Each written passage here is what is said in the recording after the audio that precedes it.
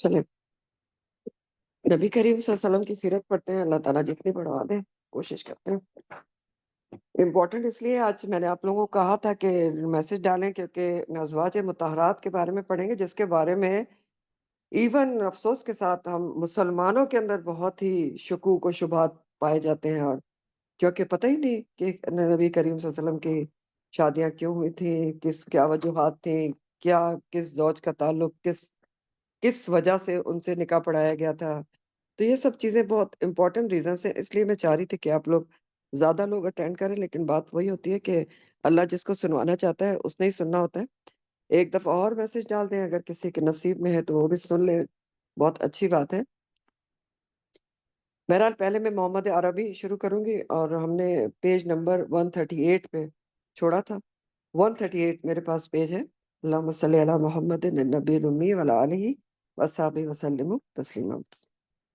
रसूल खुदा सल्लल्लाहु अलैहि वसल्लम अज़ियतों का निशाना बने हुए हैं। ज़्यादतियों के तीर आप सल्लल्लाहु अलैहि वसल्लम के जिगर में पेवस्त हो रहे हैं। ये सोचकर मुखलिस साथियों का दम घुटने लगता, क्योंकि इस तरह आप दो-दो तलखियों से दो-चार थे। एक तो चचा अबू तालिब और प्यारी खदीजा रज़ी अल्लाह ताला अन्हा की वफ़ात का सदमा। पिछली दफ़ा आपने पढ़ा था ना कि दोनों का बहुत पे दर पे इंतकाल हो गया था। तो इसको आमुल हुज़्न भी कहा जाता है, गम का साल। फिर क्या हुआ कि कुरैश की बदसलूकी का मलाल दूसरी चीज़ थी। लेकिन मक्का में मुसलमान तो बहुत थोड़े थे। बस गिनती के चंद, और मुकाबले में दुश्मनों का एक समुंदर था, ठाटे मारता समुंदर। भला ऐसे में 2-4 वो बेचारे क्या कर सकते थे? बस वो तो बिल्कुल बेबस थे। चुनांचे वो सब्र करते और अल्लाह पर भरोसा करते हुए जहाँ तक हो सकता आपका बचाव करते। मुसलमान औरतें वो भी आप पर बलाओं की अलगार देखते तो बहुत रंजीदा होते और कलेजा महसूस के रह जाते। चुनांचे एक दिन हज़रत खौला खिदमत अक़दस में हाज़िर हुईं। ये हकीम की बेटी है, हकीम बिन अज़्ज़ार की, और इस उस्मान बिन मज़ऊन, हज़रत उस्मान बिन मज़ऊन सहाबी हैं, उनकी बीवी थी। तो ये नबी करीम सल्लल्लाहु अलैहि वसल्लम की खिदमत में हाज़िर हैं। हज़रत खदीजा का इंतकाल हो चुका है। अब आपके घर में बेटियाँ मौजूद हैं, ज़हन में रखें। 4 बेटियाँ थी आपकी, और आपके पास ऊपर बहुत बड़ी ज़िम्मेदारी थी दावत तबलीग की। तो ये उस्मान बिन मज़ऊन की बीवी हज़रत खौला आके कहती हैं नबी करीम सल्लल्लाहु अलैहि वसल्लम से कि क्यों नहीं आप शादी कर लेते? कोई खदीजा जैसी ना मिले, ना सही, लेकिन कुछ तो सुकून नसीब होगा, कुछ तो दिल का भार हल्का होगा। प्यारे नबी सल्लल्लाहु अलैहि वसल्लम ने फरमाया, हकीम की बेटी किसकी तरफ इशारा है? खौला बोली, कंवारी भी मिल सकती है और चाहे तो शौहर आशना भी मिल जाएगी, यानी जिसकी तलाक हो चुकी हो या बेवा हो।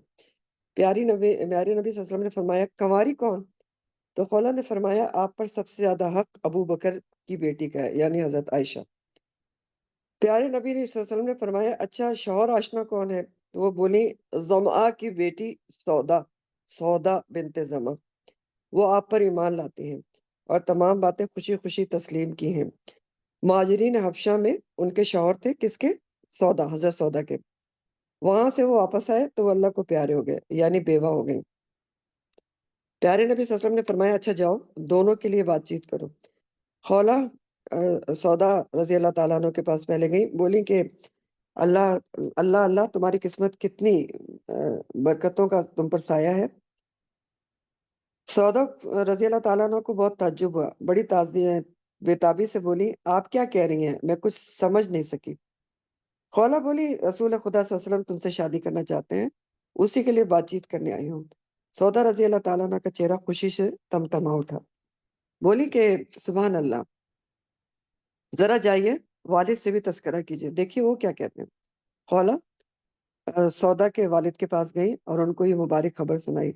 वालिद ने ये खबर सुनी तो बेख्तियार उनकी ज़बान से निकला, इस जोड़े का क्या कहना। फिर खौला उम्मे रुमान के यहाँ गई। उम्मे रुमान कहाँ गई? सॉरी, उम्मे रुमान हज़रत आयशा हज़रत की आयशा की मम्मी। वालिदा और अबू बकर रज़ी अल्लाह ताला अन्हु की बीवियाँ। हज़रत अबू बकर की और भी बीवियाँ थीं। 3 या 4 का आता है कि उनकी बीवियाँ थीं। तो उम्मे रुमान वो बीवी थी जिनसे हज़रत आयशा पैदा हुई थी। तो वहाँ पहुँची और पहुँचते ही वो बोली, ज़हे नसीब ये बरकतों और रहमतों की बारिश। रसूल खुदा सल्लल्लाहु अलैहि वसल्लम आयशा से शादी करना चाहते हैं। उम्मे रुमान ने कहा कि वाह वाह! कितनी मुबारक तकरीब होगी। ये ज़रा ठहरो, अबू बकर भी आ जाएँ। फिर कुछ ही देर में अबू बकर रज़ी अल्लाह ताला अन्हु भी आ गए। انہوں نے بڑی خوشی خوشی اس برکت کا خیر مقدم کیا۔ اس طرح حضرت خولہ نے آپ کی شادی سودا اور عائشہ سے کرا دی۔ اب یہاں پر نا تفصیلات نہیں ہے، ایک دم دونوں کی شادی نہیں ہوئی تھی، اس لیے میں آپ کو الگ سے کچھ بک سے یہ دونوں صحابیات کے بارے میں بتاؤں گی، امہات المومنین کے بارے میں۔ تو وہ آپ کی مرضی ہے، آپ چاہیں تو لکھ لیں اگر مینٹین کرنا چاہتے ہیں، کیونکہ ایک بک سے میں نہیں بتا رہی ہوں، 2-3 بک سے کلیکٹیولی بتاؤں گی، اور چاہیں تو آپ کی یادداشت اتنی ہے کہ آپ ریٹین کر سکتے ہیں، تو بہت اچھی بات ہے۔ تو پہلے سودا بنت زمع کے بارے میں اور ازواج مطہرات کی بلکہ میں آپ کو تھوڑی سی ڈیٹیل بھی بتاتی ہوں امہات المومنین کی، کہ کس طرح کے اسے ان کی ترتیب ہے۔ ترتیب بار میں آپ کو نام بتا رہی ہوں، ٹھیک ہے۔ سب سے پہلے حضرت خدیجۃ الکبریٰ ہیں، نمبر 2 حضرت سودا بنت زمع ہے، نمبر 3 حضرت عائشہ صدیقہ ہیں، نمبر 4 پہ حضرت حفصہ ہیں رضی اللہ تعالیٰ عنہ، جو حضرت ان کی عمر کی بیٹی تھی، نمبر 5 پہ حضرت زینب بنت خزیمہ ہیں، نمبر 6 حضرت ام سلمہ ہیں، اور نمبر 7 پہ حضرت زینب بنت جہش ہیں، جن کا نکاح پہلے آپ کے منہ بولے بیٹے ان سے ہوا تھا جو زید بن حارثہ تھے، اور پھر ان سے طلاق ہوئی اور نبی کریم صلی اللہ علیہ وسلم سے نکاح ہوا، اور یہ آپ کی فرسٹ کزن بھی تھی۔ پھر نمبر 8 پہ حضرت جویریہ ہیں، نمبر 9 پہ حضرت ام حبیبہ ہیں، نمبر 10 پہ حضرت صفیہ ہیں، اور نمبر 11 پہ حضرت میمونہ ہیں۔ تو یہ 11 بالاتفاق آپ کے ازواج مطہرات میں شامل ہیں، امہات المومنین میں۔ حضرت ماریہ قبطیہ جو ہے وہ 6 ہجری صلح حدیبیہ کے بعد جو مقوقس شاہ مصر تھا، اس نے رسول اللہ صلی اللہ علیہ وسلم کی خدمت میں ان کو بطور ہدیہ بھیجا تھا، جن سے آپ کا ایک بیٹا بھی پیدا ہوئے تھے، ابراہیم علیہ السلام۔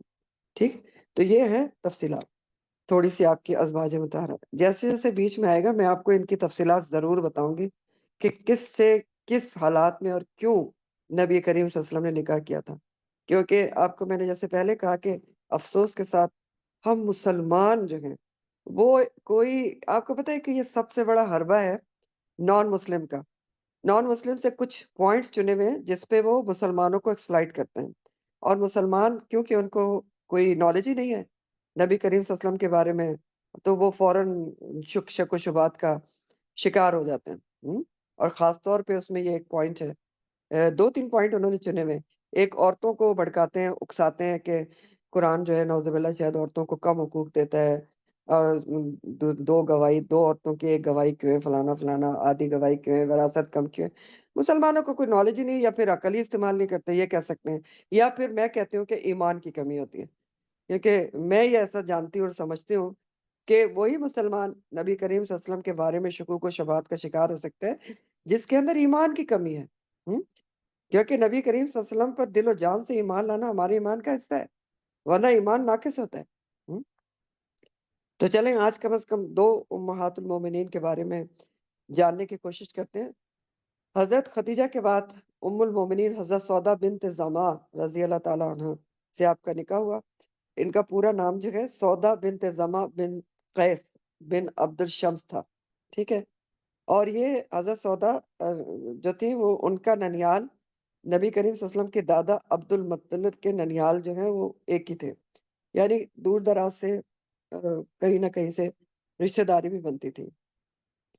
حضرت سودا ابتدائی نبوت میں ہی اسلام لے آئی تھی، اسی بنا پر ان کو قدیم اسلام لانے کا شرف حاصل ہوا، یعنی ان کو کہا جاتا ہے کہ یہ سابقون الاولون میں سے بھی ہیں۔ حضرت سودا کا پہلا نکاح سکران بن عمرو سے ہوا تھا، ٹھیک ہے، سکران بن عمرو، جو انہی کی تحریک سے مسلمان ہوئے تھے، یعنی یہ پہلے خود مسلمان ہوئی تھی، اور پھر انہوں نے جس طرح اسلام پھیلایا تو جو ان کے شوہر تھے ان سے جب شادی ہوئی تو انہوں نے ان کو بھی مسلمان کر لیا، سکران بن عمرو۔ پھر کیا ہوا کہ ہجرت حبشہ کی تھی حضرت سودا نے اپنے شوہر کے ساتھ، پہلے شوہر کے ساتھ۔ جب کفار مکہ نے مسلمانوں کو زیادہ تنگ کرنا شروع کیا تو رسول اللہ صلی اللہ علیہ وسلم نے دائرہ اسلام میں داخل ہونے والوں کو حبشہ ہجرت کرنے کا حکم صادر فرمایا۔ چنانچہ بیشتر مسلمانوں نے ہجرت حبشہ کی، جس میں حضرت سودا اور ان کے خاوند سکران شامل تھے، ٹھیک ہے۔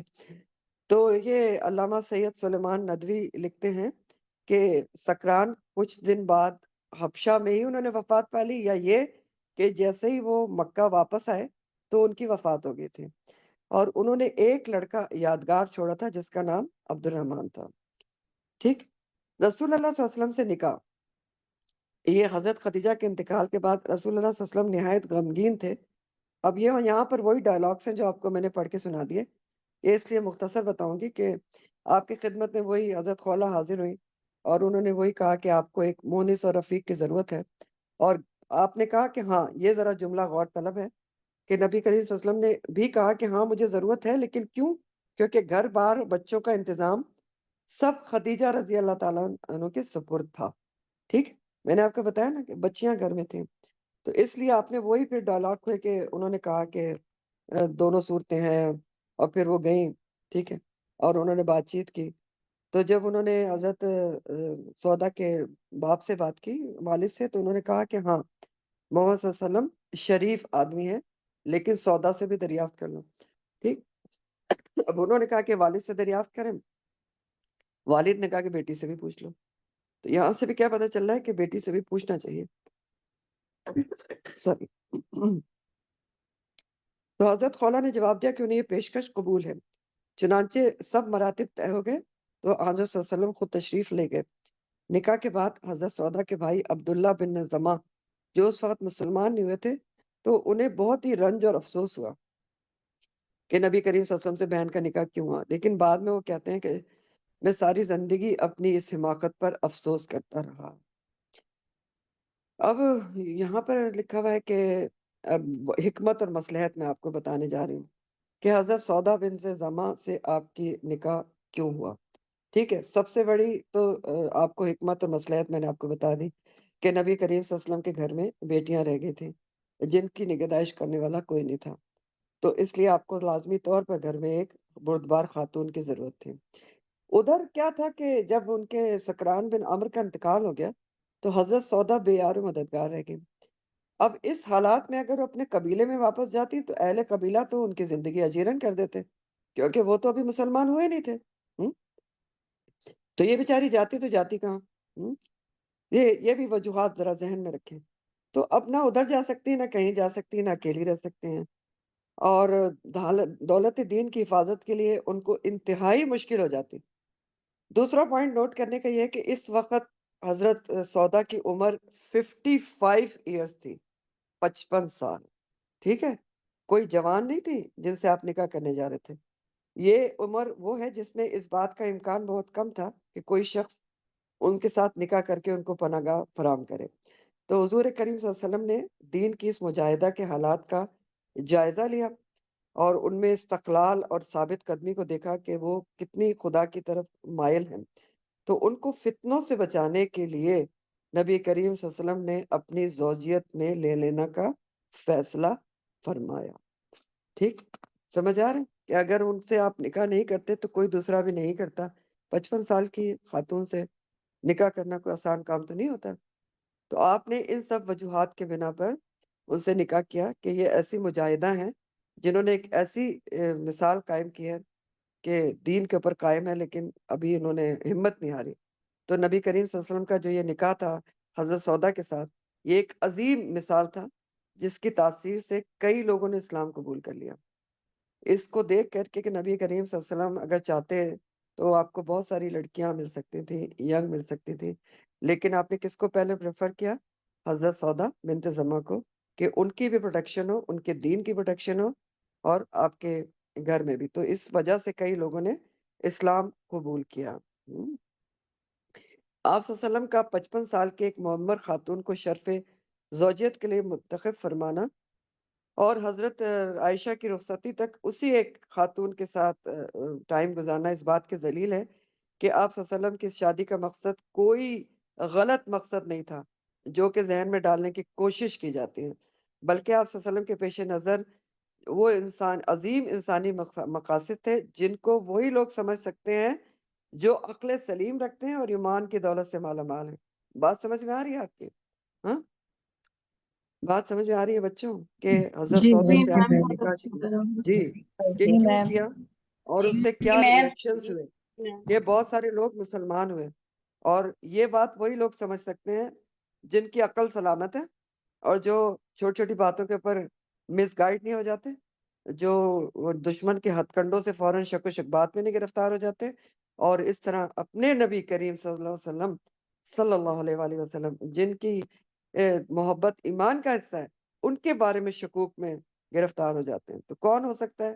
وہی جس کی عقل سلیم نہ ہو، بے عقل ہو، ایمان کی کمی ہو، تو وہی ہو سکتا ہے.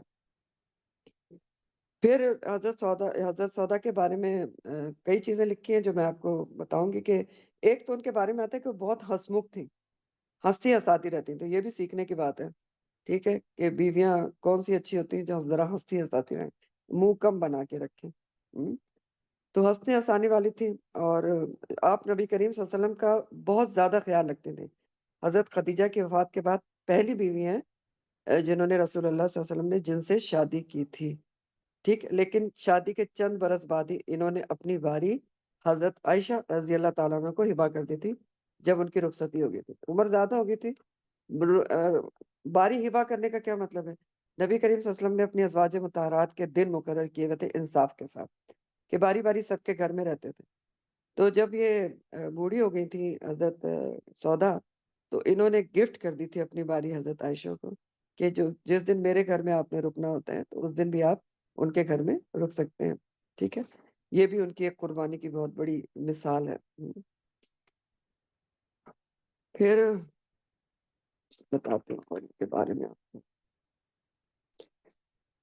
عام حالات جو ان کے بارے میں لکھا ہوا ہے حضرت سودا بنت زمع کے بارے میں. کہ نبوت کے 13ویں سال جب رسول اللہ صلی اللہ علیہ وسلم نے مدینہ منورہ ہجرت فرمائی، تو وہاں سے جب آپ پہلے چلے گئے تھے نا حضرت ابو بکر کے ساتھ، تو وہاں جا کے پھر آپ نے حضرت زید بن حارثہ کو مکہ بھیجا تاکہ وہ حضرت سودا اور دیگر اہل خانہ کو مدینہ لے آئیں.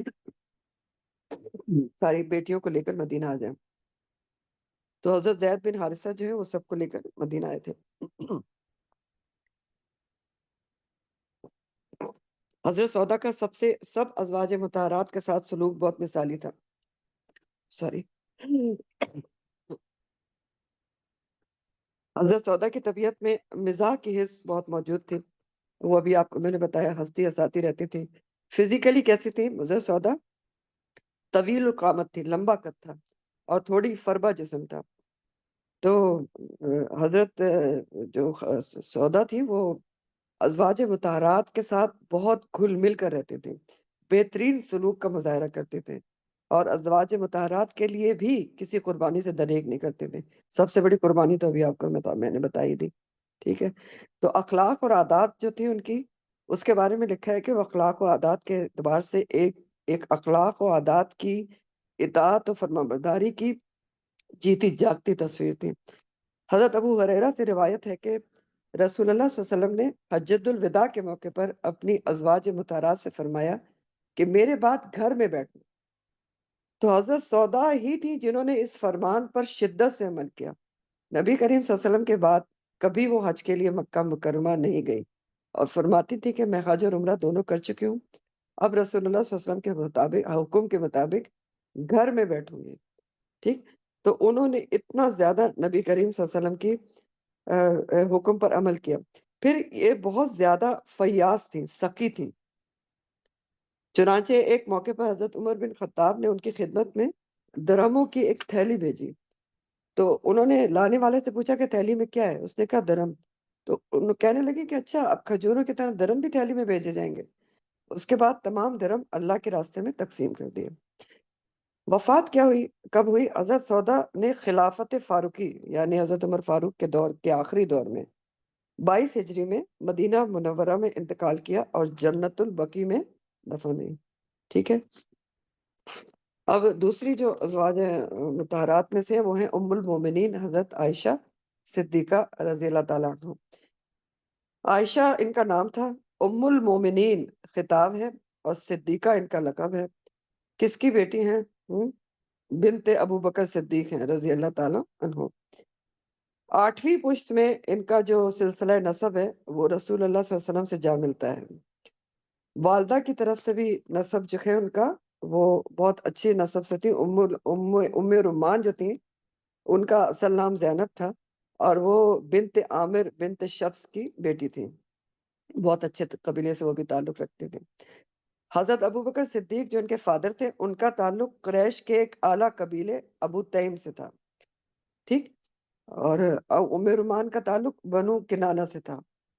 ام رومان جو تھی ان کی والدہ حضرت عائشہ کا، ان کا بھی پہلا نکاح عبداللہ ادری سے ہوا تھا۔ ان کے انتقال کے بعد حضرت ابو بکر صدیق سے انہوں نے نکاح کیا۔ حضرت ابو بکر صدیق سے ام رومان سے 2 اولادیں پیدا ہوئی ہیں۔ ام رومان جو تھیں آپ کی بیوی حضرت ابو بکر صدیق کی اور بیویوں کے علاوہ ان سے 2 اولادیں پیدا ہوئی ہیں۔ یہ ایک تو حضرت عائشہ اور دوسری عبد الرحمن جو بیٹے تھے، ٹھیک ہے؟ حضرت جو اسما ہے وہ دوسری بیوی سے تھی اور ان کی والدہ مسلمان نہیں ہوئی تھی۔ ام رومان تو شروع میں ہی مسلمان ہو گئی تھی۔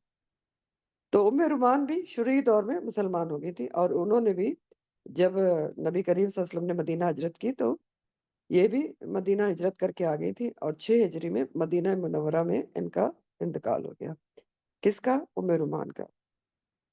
حضرت ابو بکر صدیق رضی اللہ تعالیٰ عنہ کے بارے میں تو جب ان کا ذکر آئے گا انشاءاللہ تعالیٰ تفصیل سے پڑھیں گے۔ ابھی ہم کس کے بارے میں پڑھ رہے ہیں؟ حضرت عائشہ کے بارے میں جاننے کی کوشش کر رہے ہیں، حالانکہ ان کے بارے میں پورا جاننا بھی اتنا آسان نہیں ہے۔ حضرت عائشہ رضی اللہ تعالیٰ عنہ کی ولادت کب ہوئی؟ حضرت عائشہ کی ولادت نبوت کے 4تھے سال ماہ شوال کو مکہ مکرمہ میں ہوئی۔ خود حضرت عائشہ کا بیان ہے کہ جب سے میں نے اپنے والدین کو پہچانا تو ان کو مسلمان ہی پایا۔ حضرت صلی اللہ علیہ وسلم سے نکاح کیسے ہوا؟ نبی کریم صلی اللہ علیہ وسلم کا پہلا نکاح حضرت خدیجہ بنت خویلد سے ہوا۔ اس وقت آپ صلی اللہ علیہ وسلم کی عمر 25 سال اور حضرت خدیجہ کی عمر 40 سال تھی۔ حضرت خدیجہ کو 25 سال حضرت خدیجہ کے ساتھ آپ کی رفاقت 25 سال رہی اور ہجرت سے 3 سال قبل 65 سال کی عمر میں حضرت خدیجہ کا انتقال مکہ میں ہو گیا۔ اس وقت رسول اللہ صلی اللہ علیہ وسلم کی عمر 55 سال تھی۔ اب آپ دیکھیں کہ جب آپ کا دوسرا نکاح ہوا تھا حضرت سودا بنت زمع سے تو وہ بھی آپ سے بڑی تھیں، آپ 50 سال کے تھے اور وہ 55 سال کی تھیں۔ حضرت عائشہ رضی اللہ تعالیٰ عنہ سے نکاح۔ حضرت صلی اللہ علیہ وسلم حضرت خدیجہ کے انتقال کے بعد غمگین رہا کرتے تھے۔ اب یہاں پر وہی ڈائلاگ ہے جو حضرت خولہ سے آپ کو ابھی میں بتا چکی ہوں، ٹھیک ہے؟ اب یہاں سے کچھ جملے آپ کو بتاتی ہوں کہ جب یہ حضرت خولہ حضرت عائشہ کے گھر گئی تھی رشتہ لے کر تو ان کی ام رومان تو بہت خوش ہوئی۔ انہوں نے کہا حضرت ابو بکر کو آ جانے دو۔ تو جب حضرت ابو بکر تشریف لائے تو انہوں نے یہ سن کر کہا کہ دیکھیں جو حضرت جو ہیں حضرت عائشہ وہ تو ایک طرح سے حضرت نبی کریم صلی اللہ علیہ وسلم کی بھتیجی لگتی ہیں۔ تو یہ کیوں کہا انہوں نے؟ اس لیے کہا کہ آپ نبی کریم صلی اللہ علیہ وسلم نے حضرت ابو بکر کو منہ بولا بھائی کہتے تھے، ٹھیک؟ تو لیکن جب آپ نبی کریم صلی اللہ علیہ وسلم کے پاس جا کر حضرت ابو بکر صدیق نے یہ بات کی، ان سے پوچھا تو آپ نے فرمایا کہ ابو بکر صدیق میرے دینی بھائی ہیں اور اس قسم کے دینی بھائیوں کی اولاد سے نکاح جائز ہے۔ یعنی جو دینی بھائی ہوتا ہے وہ اصل بھائی تو نہیں ہوتا نا کہ آپ اس کی بیٹی جو ہے اس کی بھتیجی بن جائے۔ اب یہاں پر سب سے پہلی حکمت نوٹ ڈاؤن کر لیں، حضرت عائشہ سے نکاح کی، ٹھیک؟ کہ پہلی حکمت کیا تھی؟ کہ اس عرب کے غلط رواج کو ختم کرنا تھا کہ منہ بولا بھائی یا دینی بھائی جو ہوتا ہے وہ ریئل بھائی کی طرح نہیں ہوتا کہ اس کے بچوں سے نکاح نہ ہو سکے، ٹھیک؟ تو اس کو ختم کرنا تھا عرب میں، ورنہ یہ ہوتا تھا کہ جس کو منہ بولا بھائی بناتے تھے یا دینی بھائی بناتے تھے تو اس کے بچوں کو پھر وہ سمجھتے تھے کہ سگے بھتیجا بھتیجے کی طرح ہیں۔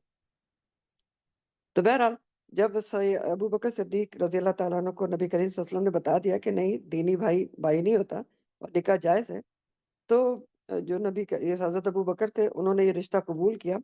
لیکن اس رشتے سے پہلے حضرت عائشہ جبیر بن مطعم کی منسوب تھی، ان کے ساتھ ان کا بات طے ہوئی بھی تھی حضرت جبیر بن مطعم سے جو بیٹے تھے مطعم بن عدی کے۔ تو حضرت ابو بکر نے ظاہر ہے ان سے پوچھنا بھی ضروری سمجھا، تو وہ ان کے گھر گئے اور پوچھا ان سے بیٹے کے باپ سے کہ تم نے عائشہ کی نسبت اپنے بیٹے سے کی تھی، اب کیا کہتے ہو؟ تو مطعم بن عدی نے اپنی بیوی سے دریافت کیا تو یہ لوگ ابھی مسلمان نہیں ہوئے تھے۔ تو بیوی کہتی ہیں ان کی کہ اگر یہ لڑکی عائشہ ہمارے گھر آ گئی تو ہمارا بچہ بد دین ہو جائے گا، یعنی مسلمان ہو جائے گا، تو ہم کو تو یہ رشتہ منظور نہیں۔ تو انہوں نے خود ہی انکار کر دیا۔ اس کے بعد حضرت ابو بکر صدیق گھر تشریف لائے، حضرت خولہ بنت حکیم سے کہا مجھے یہ رشتہ منظور ہے، آپ رسول اللہ صلی اللہ علیہ وسلم کو بلا لائیں۔ چنانچہ رسول اللہ صلی اللہ علیہ وسلم حضرت ابو بکر رضی اللہ تعالیٰ عنہ کے گھر تشریف لے گئے ابو بکر صدیق رضی اللہ تعالیٰ عنہ نے 400 درہم حق کے مہر پر، کتنا ازواج مطہرات کا، زیادہ تر ازواج مطہرات کا جو مہر تھا وہ 400 درہم تھا، حضرت عائشہ کا نکاح رسول اللہ صلی اللہ علیہ وسلم سے کر دیا۔ حضرت ابو بکر رضی اللہ تعالیٰ عنہ نے خود خطبہ نکاح پڑھا۔ اس وقت حضرت عائشہ کی عمر 6 سال تھی، لیکن اس میں بہت زیادہ سیرت کی کتابوں میں اختلاف بھی ہے۔ بعض کہتے ہیں کہ جس وقت آپ کا نکاح ہوا تھا تو حضرت عائشہ کی عمر 7 سال تھی، بعض کہتے ہیں کہ 9 سال تھی، اور رخصتی بعد میں ہوئی تھی۔ رخصتی کی ایج میں بھی تھوڑا اختلاف ہے، بعض کے مطابق 9 سال کی عمر میں ہوئی، اور بعض کے مطابق 11 یا 12 سال کی عمر میں ہوئی۔ اب یہاں کچھ باتیں میں آپ کو حکمت اور مصلحت بتانا چاہوں گی، جس کے اوپر بہت زیادہ منہ کھول کے باتیں کی جاتی ہیں افسوس کے ساتھ، حالانکہ میں سمجھتی ہوں کہ ایسی بات کرنے والے کو سوچنا چاہیے کہ میری زبان جل جائے کہ پہلے میں اس طرح کی بات کروں۔ نبی کریم صلی اللہ علیہ وسلم کی زوجہ محترمہ کے متعلق، اور وہ بھی وہ زوجہ جن کو اللہ تعالیٰ نے خود آپ کے لیے ریکمینڈ کیا تھا۔ تو اب سب سے پہلی بات آپ ذہن میں رکھیں کہ جو لڑکی کی بلوغت کی عمر ہوتی ہے، وہ جس ملک میں وہ رہتی ہے اس کی کلائمیٹ اور اس کی ڈائٹ اس کے اوپر اثر انداز ہوتی ہے، ٹھیک؟ میڈیکل آپ کو بتا رہے ہیں۔ تو جیسے آپ عرب کا جو کنٹری ہے وہ بہت گرم کلائمیٹ ہے، اور وہاں کی غذائیں بھی زیادہ تر کیا ہیں؟ گرم ہے، ٹھیک؟ تو اس سے کیا ہے کہ عرب میں آج بھی لڑکیاں بہت جلدی بالغ ہو جاتی ہیں، اور اب پچھلے زمانے میں کوئی اس طرح کے ہماری طرح کے کانسیپٹ نہیں تھے کہ گریجویشن کر لے اور فلانا کر لے اور پوسٹ گریجویشن بھی کر لے، اور حکم بھی یہی ہے۔ آپ کو ویسے دین کا حکم پتہ ہے کہ لڑکا اور لڑکی جیسے ہی بالغ ہو جائے تو اس کی شادی کر دینا چاہیے، نکاح کر دینا چاہیے۔ اور اگر اس حکم پہ ہمارے یہاں آج کل تو بالکل ہی معاشرہ بدل چکا ہے نا، اور اسی لیے آپ دیکھتے ہیں کہ معاشرے میں بہت زیادہ بے راہ روی بھی ہے، کیونکہ بچے بالغ ہو چکے ہوتے ہیں، ان کی نیڈس اور ہوتی ہیں، اور ہم اور چکروں میں ہوتے ہیں کہ اچھا اسٹیبل ہو جائے اور ایجوکیشن کمپلیٹ ہو جائے وغیرہ وغیرہ۔ بہرحال میں آپ کو ملک کے حساب سے بتا رہی تھی۔ اسی طرح آپ دیکھیں جو یورپین کنٹریز ہیں، جو ٹھنڈے ممالک ہیں، تو ان میں لڑکیاں دیر سے بالغ ہوتی ہیں۔ جیسے میں خود بھی رہ چکی ہوں کچھ عرصہ سویڈن وغیرہ میں، تو وہاں پر میں نے دیکھا، بات چیت ہوتی تھی، ہاسپٹل بھی جاتی تھی، کہ منیمم ایج جو ہے ان کی بالغ ہونے کی، پیریڈ سے سٹارٹ ہونے کی، وہ کم از کم بھی 12-13 سال ہے۔ تو یہ فرق ہوتا ہے کلائمیٹ اور ڈائٹ کی وجہ سے۔ اچھا، دوسری حکمت اور مصلحت کہ حضرت عائشہ رضی اللہ تعالیٰ عنہ سے اتنی کم عمر میں کیوں نبی کریم صلی اللہ علیہ وسلم کا نکاح کرایا گیا۔ نبی کریم صلی اللہ علیہ وسلم کی عمر مبارک اب 55 کراس کر رہی تھی، تو اب اللہ تعالیٰ کو پتا تھا کہ آپ نے اس دنیا میں کتنا اور رہنا ہے، لیکن آپ کی تعلیمات کو اللہ سبحانہ تعالیٰ نے دنیا میں قیامت تک کے لیے قائم رکھنا تھا۔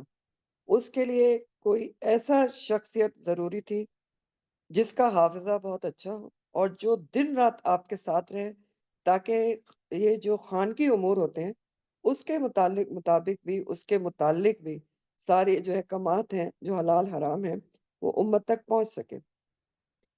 تو اتنی ایج میں کیوں آپ سے نکاح کرایا گیا؟ آپ اب مجھے بتائیں کہ جب آپ قرآن حفظ کرنے کے لیے بچے کو ڈالتے ہیں تو اس کی عمر کیا ہوتی ہے؟ 4-5 سال کی عمر میں قرآن حفظ کرانا سٹارٹ کرایا جاتا ہے۔ کیوں؟ کیونکہ یہ وہ عمر ہوتی ہے جب بچہ بہت جلدی چیزوں کو ایبزارب کرتا ہے اور سیکھتا ہے۔ تو ایک سب سے بڑی حکمت یہ تھی کہ آپ کو، آپ کے ساتھ حضرت عائشہ کو دن رات رکھنا تھا، تاکہ وہ نبی کریم صلی اللہ علیہ وسلم سے حکمت اور یہ ساری قرآن اور سارے جو اصول دین ہیں اور جو احکامات ہیں کہ کیسے کیا کرنا ہے وہ سیکھ سکیں، اور پھر آپ کے جانے کے بعد زیادہ دیر تک امت میں موجود رہ سکیں، ٹھیک؟ اگر کوئی بڑی عمر کی عورت سے آپ کا نکاح کرایا جاتا تو آپ کے بعد کتنا سال وہ زندہ رہتی ہے اور کتنا وہ دین پھیلاتی ہے، اور بڑی عمر میں چیزوں کو ایبزارب کرنا بھی مشکل ہوتا ہے۔ تو یہ بہت بڑی حکمت اور مصلحت ایک یہ بھی تھی، ٹھیک ہے؟ پھر یہ ہے کہ ایک اور بھی حکمت ہے، اگر آپ یہاں پر سوچیں کہ ایک قیامت تک کے لیے ایک آپشن دے دی گئی ہے کہ کبھی ایسا ہوتا ہے، اور دنیا میں یہ ہوتا ہی ہے کہ کبھی ایسا ہوتا ہے کہ خدا نہ کرے کوئی ایکسیڈنٹ ہوتا ہے، کچھ ہو جاتا ہے، پوری فیملی تباہ ہو جاتی ہے، کوئی بچی بچ جاتی ہے، اس کی عمر کم ہے، تو آپ کے پاس کیا آپشن رہتی ہے کہ اس بیچاری کو آپ یتیم خانے کے حوالے کر دیں، اور جو کچھ یتیم خانوں میں ہوتا ہے وہ ہمیں سب کو پتہ ہے، یا پھر کیا ہے وہ بے یار و مددگار کوئی بھیک مانگتے پھرے۔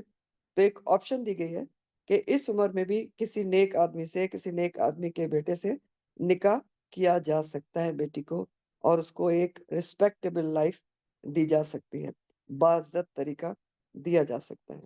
ٹھیک ہے، اور بھی مصلحتیں ہیں اللہ تعالیٰ کی نظر میں ہوں گی. اور دیکھیں ایک اور بھی مصلحت بہت بڑی تھی کہ نبی کریم صلی اللہ علیہ وسلم کی اگر ایک یا دو ہی ازواج مطہرات ہوتی تو اتنی زیادہ اس وقت بھی جو مسلمان خواتین تھیں ان میں کیا صرف ایک یا دو خواتین دین کو پھیلا سکتی تھیں؟ اور قرآن میں بتایا گیا ہے سورہ احزاب میں کہ صرف آپ کے لیے یہ اسپیشل اجازت تھی، ورنہ عام مسلمان کو ایک لمٹ ہے کہ وہ 4 سے زیادہ نکاح نہیں کر سکتا.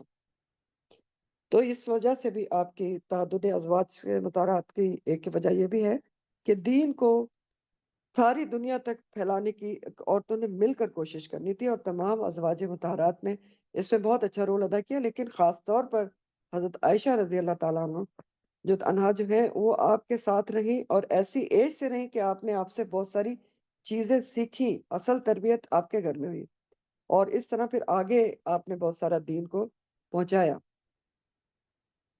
تو ہجرت کے بعد تقریباً جیسے آپ کو میں نے بتایا کہ نکاح پہلے ہوا تھا، اور اس کے تقریباً کم از کم 3 سال یا 4 سال کے بعد 11 12 سال یا 9 سال کی عمر میں وہ رخصت ہو کر نبی کریم صلی اللہ علیہ وسلم کے گھر میں آ گئی. اپنی شادی کے متعلق خود سیدہ عائشہ فرماتی ہیں رسول اللہ صلی اللہ علیہ وسلم کے پاس فرشتہ میری تصویر لے کر آیا تو رسول اللہ صلی اللہ علیہ وسلم نے مجھ سے نکاح کیا. ٹھیک ہے، اور وہ خود کہتی ہیں کہ میری اس وقت عمر 7 سال یا 9 سال تھی. تو یہ ہوا، اور آپ دیکھیں کہ صرف 18 سال کی عمر میں وہ بیوہ ہو گئی تھی. 9 سال دن رات علم القرآن انہوں نے نبی کریم صلی اللہ علیہ وسلم سے حاصل کیا. تو 18 سال جب کی تھی تو نبی کریم صلی اللہ علیہ وسلم دنیا سے رخصت ہو گئے تھے. اس کے بعد جو حضرت عائشہ سے دین بہت زیادہ پھیلا ہے، بہت زیادہ عالم و فاضل تھے. وہ بھی ابھی آپ کو بتاتی ہوں. آپ کا شادی جو ہے وہ بہت ہی سادگی سے ہوئی تھی، اور نہ کوئی اونٹ ذبح کیا تھا حضرت ابوبکر صدیق نے، نہ کچھ، ایک سادہ سا ولیمہ کیا تھا جس میں دودھ پلایا تھا. تو یہ بھی آپ کے نکاح کی ایک خصوصیت تھی کہ جو بہت ساری غلط رسومات تھی نکاح کی، وہ ساری بےہودہ اور غلط اور لغو رسومات جیسا کہ آج بھی ہے معاشرے میں، تو وہ آپ کی نکاح کے ذریعے ختم کر دی گئی تھی. اخلاق اور عادات کیسی تھی آپ کی حضرت عائشہ رضی اللہ تعالیٰ عنہ کی؟ تو یہ علامہ سید سلیمان ندوی فرماتے ہیں کہ ام المومنین حضرت عائشہ نے بچپن سے جوانی تک کا زمانہ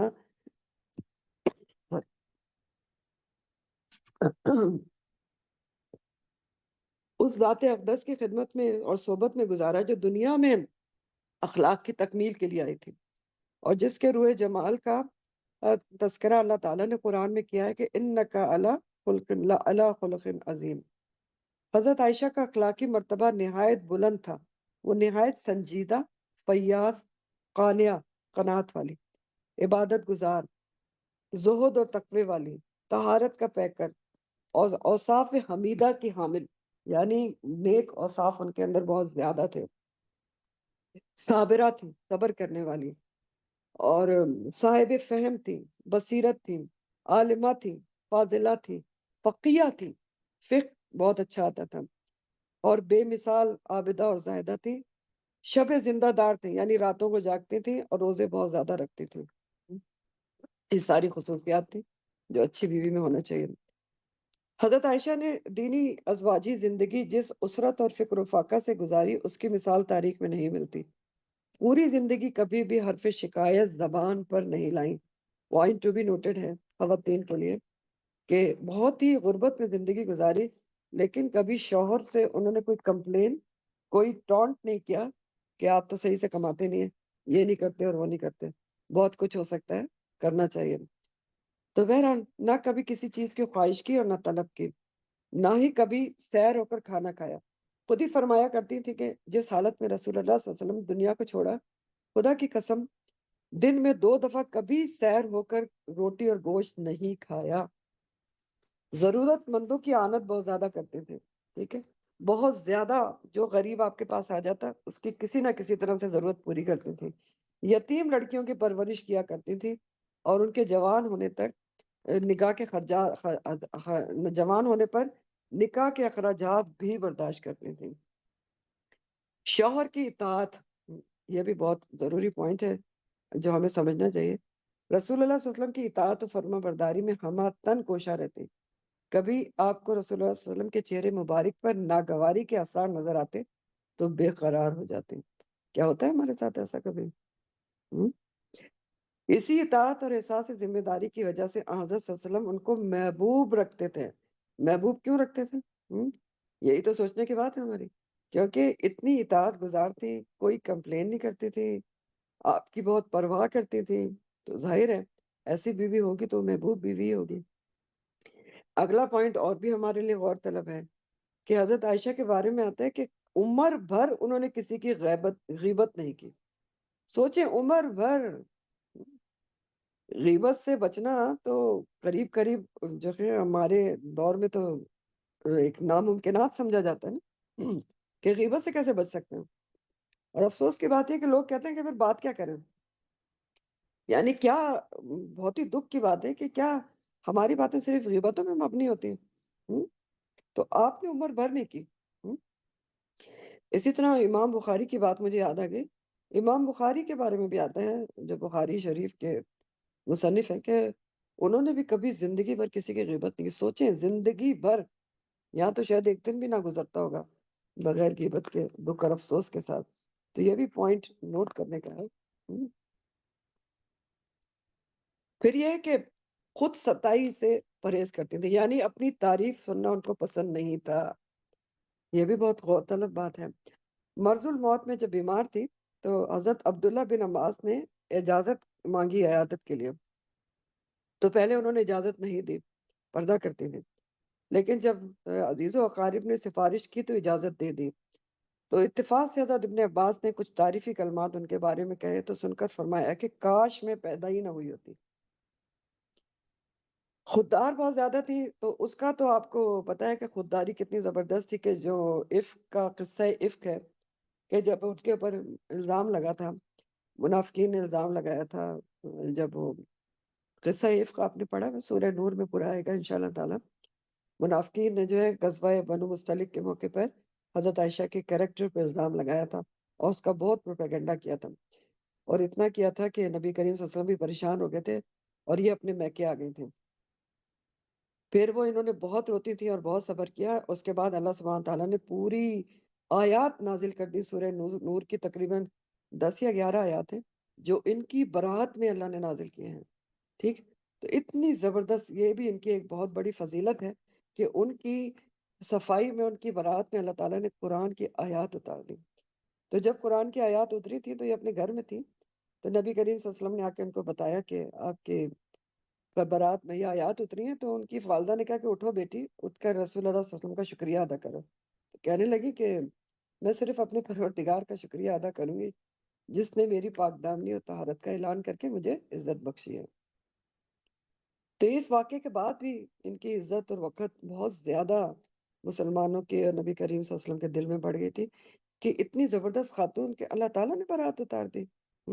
سوچیں کہ ایسا اخلاق اور کردار کہ اللہ تعالیٰ نے ان کی، اور آپ وہ آیات پڑھیں نا سورہ نور کی، تو بہت ڈانٹ ڈپٹ ہے اس کے اندر کہ مسلمانوں تم نے یہ سوچا تو سوچا کیسے؟ تم نے کیسے ان کے اوپر الزام کو برداشت کر لیا، اور آئندہ ایسا نہ کرنا. بہت ڈانٹ ڈپٹ کی گئی ہے. دلیری کیسی تھی ان کی؟ نہایت شجاع اور دلیر تھی. راتوں کو تنہا اٹھ کر کبھی کبھار قبرستان چلی جاتی تھی. غزوہ احد میں زخمیوں کو پانی پلانے کی سعادت حاصل کی میدان جنگ میں. تو یہ بھی دلیری کی بات ہے نا کہ میدان جنگ میں موجود تھی.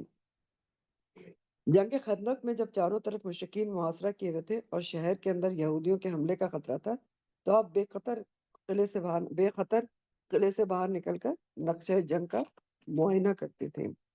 خشیت الہی بہت زیادہ تھی دل میں، بہت زیادہ، جس کی ہم ابھی بات کر رہے تھے. خشیت الہی کیا ہوتی؟ اللہ کی عظمت کا ڈر تو بہت زیادہ تھی. نہایت رقیق القلب تھی، بہت جلدی رونے لگتی تھی. تو اسی طرح ان کے بارے میں آتا ہے نا کہ جب حج کے موقع پر آپ صلی اللہ علیہ وسلم کے ساتھ گئی تھی تو عذر ہو گیا تھا، پیریڈس آ گئے تھے، تو تھوڑا سا کچھ طواف زیارہ وغیرہ ڈیلے ہوا تھا تو بہت زیادہ پریشان ہو کے رونا شروع کر دیا تھا. عبادت الہی میں بہت زیادہ مصروف رہتی تھی. راتوں کو اٹھ کر رسول اللہ صلی اللہ علیہ وسلم کے ساتھ تہجد کی نماز ادا کرتی، اور نبی کریم صلی اللہ علیہ وسلم کی رحلت کے بعد بھی اس کی پابند رہی. نفلی روزے کثرت سے رکھتی تھی. اشراق کی نماز میں کبھی ناغہ نہیں کرتی تھی. اور فرمایا کرتی تھیں کہ اگر میرے والد بھی قبر سے اٹھ کر آ جائیں، مجھے منع کریں تو میں نماز اشراق ادا کرنے سے باز نہ آؤں گی۔ یہ ساری ہی باتیں سیکھنے کی ہیں۔ تھوڑا بہت اور بتاؤں گی، پھر انشاءاللہ اگلی دفعہ بھی کچھ بتائیں گے۔ غلاموں پر بہت شفقت کرتی تھی، غلاموں اور کنیزوں پر بہت مہربان تھی۔ بریرہ ایک ان کی لونڈی تھی، تو اس کے مالک نے، مطلب اس کا ایک اور مالک تھا پہلے، تو اس کے مالک نے اس کو اختیار دیا کہ اگر تم مکاتبت کر لو، یعنی رقم ادا کر دو اپنی آزادی کی، تو میں تمہیں آزاد کر دوں گا۔ تو حضرت عائشہ نے پوری رقم ادا کر کے بریرہ کو آزاد کر دیا۔ حضرت عائشہ نے اپنی زندگی میں جو غلام آزاد کیے ان کی تعداد 67 بتائی جاتی ہے۔ پردے کا بہت زیادہ اہتمام کرتی تھی۔ یہ بھی بہت غور طلب بات ہے، بہت زیادہ اہتمام کرتی تھی۔ آیت حجاب کے نزول کے بعد تو یہ تاکیدی فرض ہو گیا تھا۔ آیت حجاب کہاں پر موجود ہے؟ سورہ نور میں۔ چنانچہ پردے کا اس قدر خیال کرتی کہ نابینا آدمیوں سے بھی پردہ کر دیں۔ پردے میں ان کی کمال احتیاط یہ تھی کہ اپنے حجرے میں جب حضرت سوری جب حضرت عمر کے دفن ہونے کے بعد حجاب سے جاتے تھے۔ یہاں تک رکھتی ہوں، پھر انشاءاللہ تعالیٰ پڑھیں گے۔ وآخر دعوانا ان الحمدللہ رب العالمین، سبحانک اللہم و بحمدک، نشہد ان لا الہ الا انت، نستغفرک ونتوب الیک۔ سبحان ربک رب العزۃ عما یصفون وسلام علی المرسلین والحمدللہ رب العالمین۔ ربنا تقبل منا انک انت السمیع العلیم وتب علینا انک انت التواب الرحیم۔ السلام علیکم ورحمۃ اللہ وبرکاتہ۔